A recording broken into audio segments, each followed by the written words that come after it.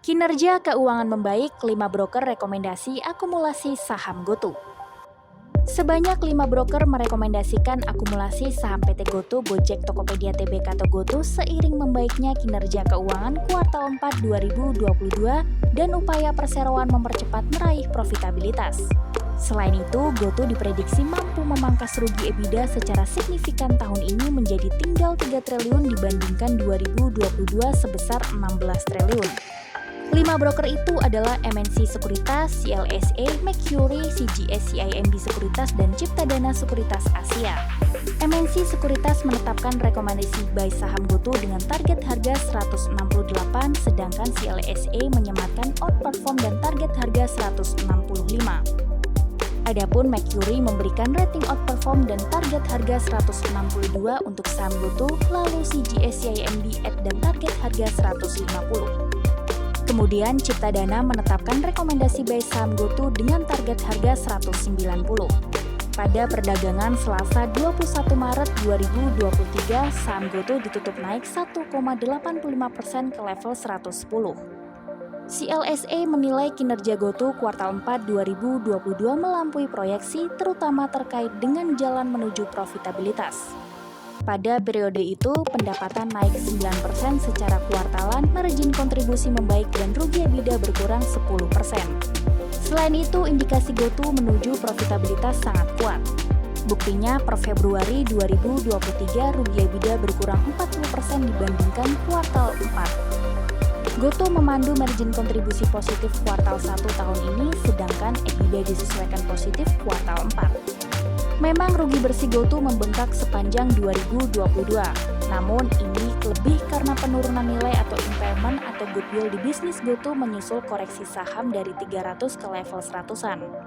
Sementara itu, Mercury mencatat GoTo berhasil menurunkan biaya operasional tetap sebesar 20% selama 2 bulan 2023. Hasilnya ada penghematan 200 miliar per bulan.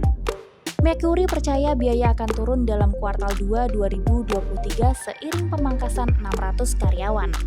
Sejalan dengan itu, rugi EBITDA disesuaikan GoTo diprediksi tinggal 3 triliun tahun ini di atas proyeksi manajemen GoTo berkisar 4,6 sampai 5,3 triliun.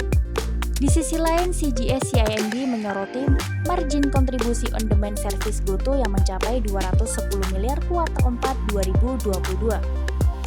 Ciptadana mencatat kinerja GoTo kuartal 4 2022 sesuai proyeksi. Perseroan berada di jalur tepat untuk mempercepat meraih profitabilitas.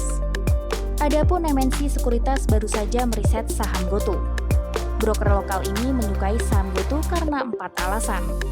Pertama, GoTo masuk FTSE Global Equity Index Series Asia Pasifik di luar Jepang dan Tiongkok dan berlaku efektif Maret 2023.